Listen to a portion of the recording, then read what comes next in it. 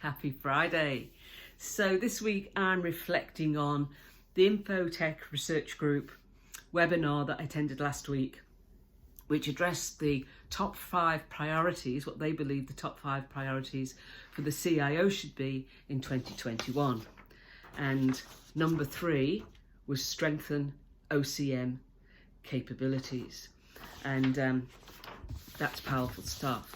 So I'm going to wrap this week with something that their report actually said, and I'm going to read this. So it had this in the report, and you can get it from the Infotech Research Group website. It said, at its heart, resilience is having the capacity to deal with unexpected change. OCM can build up this capacity at the organisational level by helping to strategically plot known changes while leaving some capacity to absorb the unknowns as they appear. You know, and I think resilience in the workplace, and while that's true, I believe resilience in the workplace is far more than being able to deal with unexpected change. It's about dealing with the volume of change, the disruption of change, as well as the unexpected and the unprecedented. But resilience isn't just about dealing with change. Your resilience can be affected by factors outside the organisation and inside the organisation. And I don't believe it's just an OCM responsibility. I think there's close alignment with HR and people and culture as well, to make sure that everyone in the organisation have the tools and resources and support networks and everything they need to be resilient at work and to look after their mental well-being. And one of the statistics in the Infotech report said 67% of workers report higher levels of stress since the outbreak of the pandemic. 57% report higher levels of anxiety. And you know, the rate of change, the shifting in organisations as people start to return to work or don't return to work or wonder whether they should or they shouldn't, and all the uncertainty about, you know, financial stability, job viability, all these things are going to add stresses and anxiety to people.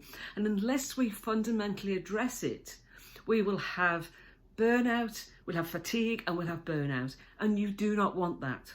No one should want that. And a person's mental well-being will be impacted if there is a stigma about mental health in the workplace, if they don't feel comfortable talking about it. Their mental well-being will be impacted if there's no psychological safety for them to speak up about how they feel. And again, reach out and say, I need help, and not feel there's going to be any adverse repercussions, or they're going to be looked at differently or lose their job. And these are key concerns that employees have, because these things are not being put in place. What organisations are doing today in regards to mental well-being is window dressing. They're paying lip service to it, to be seen as doing the right thing, and they're not. They are putting in place point solutions, like give you a gym membership, let's have some meditation classes, let's do yoga on a Friday, let's give you an app that will tell your manager whether you're happy or sad, and so on. The list goes on. And all of those things together with more are not bad things, but on their own, they're not going to prevent burnout. And we need a holistic approach. And there is no one size fits all to mental well-being in the workplace. We need a whole set of interventions, interactions, support, resources, tools, education, you name it, if you're going to be serious about the mental health of your employees. And I'm going to borrow this from Paula Davis. You cannot yoga yourself out of burnout. I'll talk to you next week. Bye.